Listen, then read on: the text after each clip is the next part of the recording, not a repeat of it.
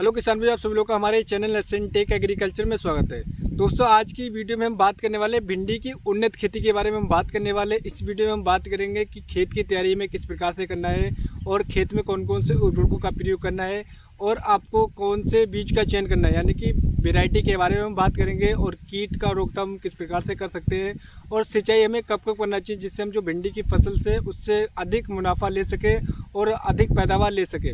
तो इस वीडियो में आपको संपूर्ण जानकारी किसान भी मिलने वाली है कि आपको खाद की डोज कितनी रखना है और आपको कौन कौन से स्प्रे करना है कीटनाशक के लिए, जिससे हम कीट का रोकथाम कर सके और उन्नत वैरायटी।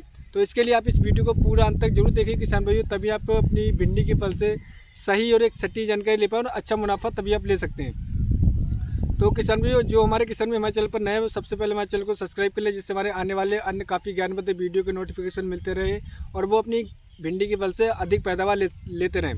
तो आइएगा हम शुरू करते हैं किसान भाइयों की भिंडी की उन्नत खेती के बारे में। तो सबसे पहले मैं बताना चाहूँगा कि भिंडी के बारे में किसान भाइयों, काफ़ी हमारे किसान भाई भिंडी की खेती करते हैं, लेकिन किसान भाइयों आपको इस चीज़ के बारे में मैं आपको बताना चाहूँगा कि भिंडी एक ऐसी वैरायटी है जो कि मार्केट में सबसे ज़्यादा डिमांड में रहने वाली फसल भिंडी है, क्योंकि इस फरवरी के बाद मार्च और नहीं कि अप्रैल में सबसे ज़्यादा डिमांड में भिंडी की डिमांड रहती है मार्केट में। और भारत के हर एक राज्य में भिंडी की खेती होती है, इसे लेडी फिंगर ओकेरा के नाम से भी जानते हैं। और इसमें प्रोटीन की मैं बात करूं किसान में, प्रोटीन विटामिन ए भी होता है इसमें, काफ़ी सारे ऐसे कार्बोहाइड्रेट होता है, काफ़ी सारे ऐसे चीज़ें होती हैं जो कि हमारे शरीर के लिए काफ़ी ज़्यादा ज़रूरी होती है। तो अगर आप भिंडी की खेती करते हैं और सही समय पर करते हैं तो आप अपनी भिंडी की फसल से अच्छा मुनाफा ले सकते हैं। अब बात कर लेते हैं किसान भाइयों की भिंडी के लिए भूमि एवं खेत की तैयारी हमें किस प्रकार से करना है, किन किन चीज़ों का ध्यान रखना है। तो किसान भाइयों, खेत की तैयारी करने के लिए आपको सबसे पहले ध्यान रखना है कि जब आप जिस खेत में भिंडी की बुआई कर रहे हो तो उसके लिए चिकनी दोमट मिट्टी काफ़ी ज़्यादा उपयोगी मानी जाती है, वहाँ पर अच्छा पैदावार निकल करके आता है। क्योंकि किसान भाइयों, अगर आप जिस खेत का चयन कर लो उसमें अगर वाटर होल्डिंग कैपेसिटी है तो आप अच्छा मुनाफा ले सकते हो, क्योंकि भिंडी की फसल काफ़ी मजबूत फसल होती है, इसमें पानी की काफ़ी ज़्यादा आवश्यकता पड़ती है कि अगर आपकी ज़मीन पानी रोक रही है यानी कि वाटर होल्डिंग कैपेसिटी है तो आप अच्छा मुनाफा ले सकते हैं। अब बात करते हैं खेत की तैयारी हमें किस प्रकार से करना है। तो किसान भाइयों, पहली बात आपको खेत का चयन अच्छी तरीके से करना है, उसके बाद आपको 2 से 3 बार जुताई कराने के बाद आपको उर्वरकों की मैं बात करूं किसान भाइयों, आपको पहले खेत को समतल कराना है, पाटा लगाना है, रोटावेटर से जुताई कराने के बाद अगर मैं बात करूं उर्वरकों की तो आपको सबसे पहला उर्वरक लेना है किसान भाइयों देसी, यानी कि देसी सड़े हुए गोबर की खाद। इसकी काफ़ी ज़्यादा आवश्यकता होती है हमारी भिंडी की फसल को, क्योंकि ये काफ़ी ज़्यादा मजबूत फसल होती है, उससे काफ़ी ज़्यादा उर्वरकों की आवश्यकता पड़ती है। तो आपको सड़े हुए गोबर की खाद कम से कम 1 एकड़ में 4 से 5 ट्राली, जैसे कि ये हमारा देख रहे हैं ये 1 एकड़ का खेत है और हमने इसमें करीब 5 ट्राली गोबर का खाद का प्रयोग करा है। इस प्रकार करने के बाद में किसान भाई, जैसे कि आप दिखा रहा हूँ मैं आपको, ये चिकनी मिट्टी हमारी आपको दिखाई दे रही है, एक बराबर खेत कराना है। खेत कराने के बाद में आप भिंडी की बुआई कर सकते हैं।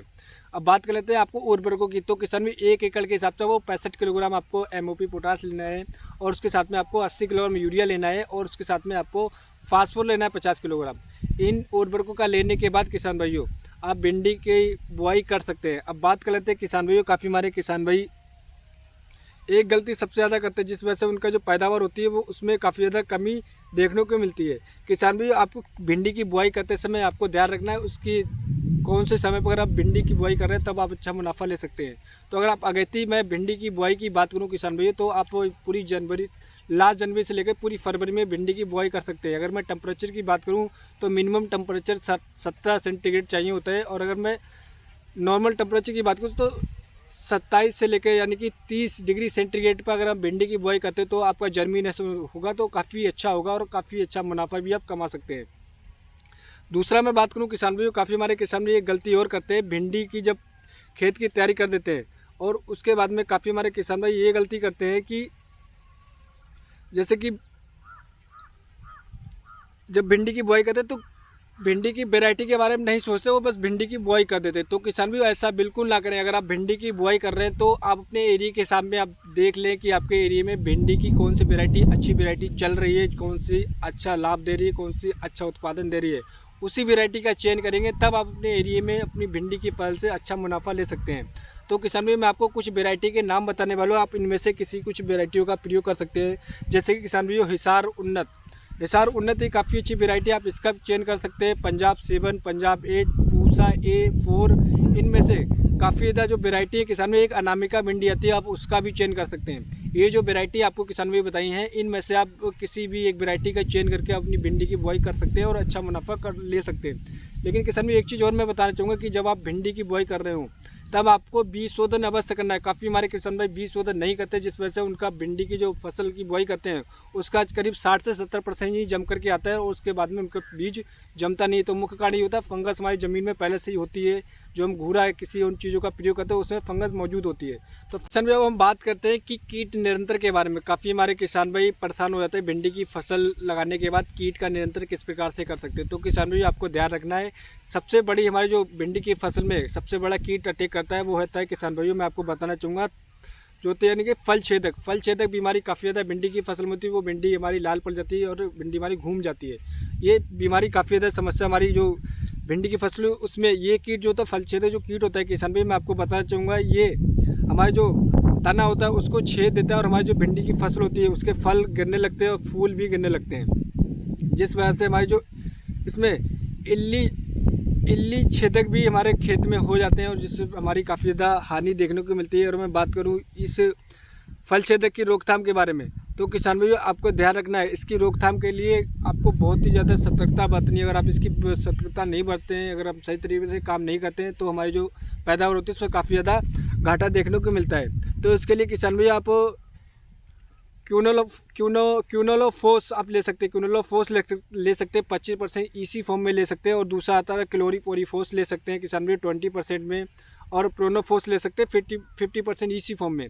इन किसी में से आप एक का चयन करके आप जो हमने आपको बताया था यानी कि फल छेदक, उससे आप रोकथाम कर सकते हैं। इसकी मैं मात्रा की बात करूं किसान भाइयों, आपको 2.5 मिलीलीटर के हिसाब से आपको लेना है और इसका स्प्रे आपको कर देना है। तो आपकी जो फल छेदक की समस्या, वो समस्या आपकी जड़ से ख़त्म हो जाएगी। दूसरा एक किसान में सबसे ज़्यादा बड़ी समस्या भिंडी की फसल में होती है रेड स्पाइडर की समस्या किसान भाइयों। अगर मैं बात करूँ, ये हमारा जो पौधा होता है उसकी पत्तियों को, यानी कि जो पौधा होता है उसकी निचली पत्तियों को सतह होती है, तो उसको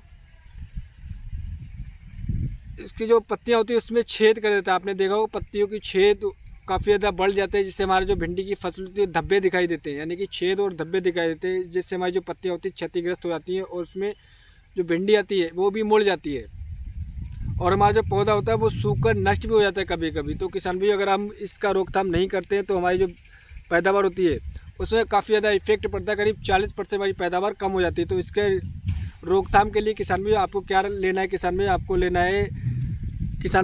लेना है डाइकोफोल लेना है आपको किसान भाई 18.5 ईसी फॉर्म में और 2 लीटर पानी में आपको इसको मिक्स करना है प्रति 2.5 ग्राम के हिसाब से।